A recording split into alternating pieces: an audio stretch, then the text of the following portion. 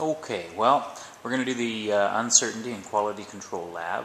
It is from Unit 2 in Chem 11, and I don't know how to show the screen on YouTube for a video, so this is just a video image of it on the Proxima, projected on the screen here. So, anyways, let me just point out a couple of things. You go and download this off the internet, off the course website, and so print out the lab handout. You should also print out the data form. I'll show you that in a second. Okay, so your objectives are all there. You should look up, or I've already looked up for you if you're an absentee, so I've already got these values. If you're not sure how to calculate standard deviation, you can do it by hand. It is right here to do it by hand, the formula for standard deviation. That's what sigma represents, standard deviation. Down here it talks about how you read a scale. All scales are read the same way, and so you should read that through and really know and be able to explain how to read a generic scale. At the bottom here it talks about things you should include in your lab discussion, and at the very bottom it talks about what's expected from Chem 12, what's expected from Chem 11, and the honors class. In addition, this is how your lab is marked. Notice there are 15 points, and if you can check off every point and you've written intelligently about each, you will get 15 out of 15. For the discussion, it is very important. Make sure you write in complete sentences and explain everything very well. Generically, how do you read a scale? What is uncertainty? How does it arise from reading a scale? The difference between accuracy and precision. What derived uncertainty is, that's for calculated values. What is expected to be done with anomalous data. What standard deviation represents. And obviously sources of error. That's your discussion. In the conclusion, I want 3 sentences. I want you to state the thickness of aluminum foil was found to be whatever centimeters plus or minus the uncertainty. The percent cream was found to be whatever you find plus or minus the uncertainty and standard deviation. And the percent biscuit was found to be whatever you find plus or minus standard deviation. Okay. Alright, when you print off the data form, it's going to look like this. You may want to pause this video at this point and write down those numbers, although they are on the data form that you will print off from the website. So, that's your data. You might want to pause it right here on YouTube so you can write down those numbers if you haven't printed off the... Okay, so the first part is measuring the thickness of aluminum foil. Obviously it's very thin. And maybe you can see some sources of error already. These are some pieces of aluminum foil.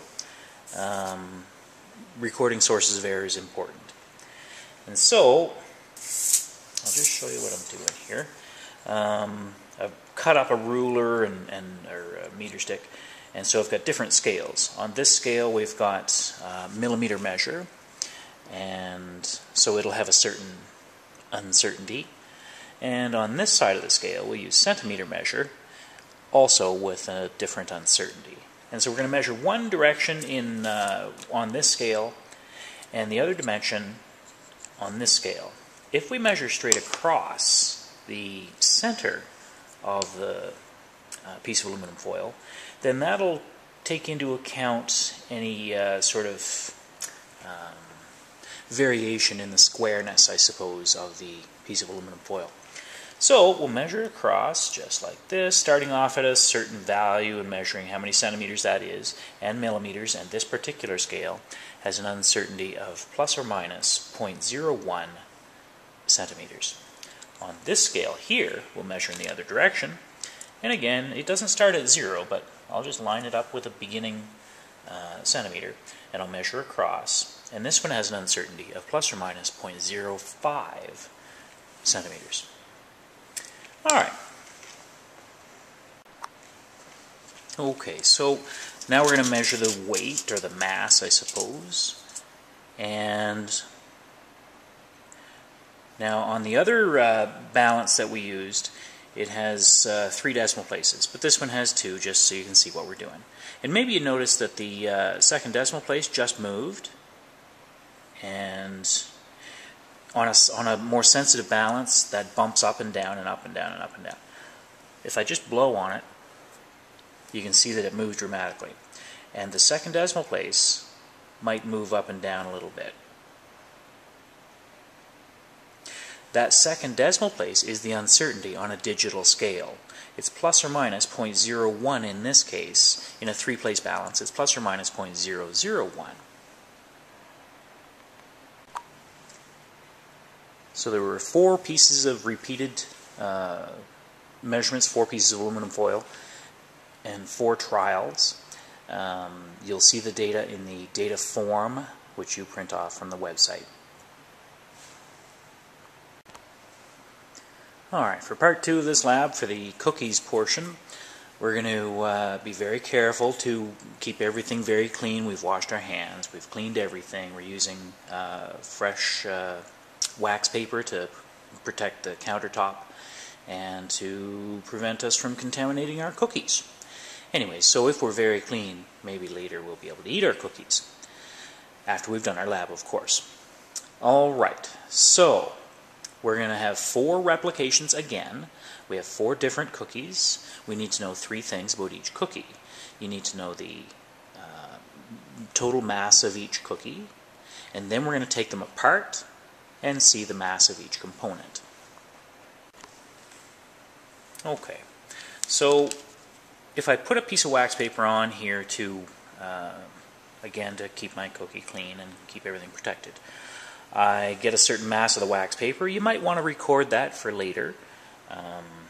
Alternatively, I can just zero this off. So I'll press the tear button or the 0 button, and it sends the measurement to 0, indicating that the mass of the wax paper is irrelevant at this point. So I'll put a cookie on there. This will be my cookie number 1, and I'll record the mass. Now, these are different masses than you'll see on the lab data form.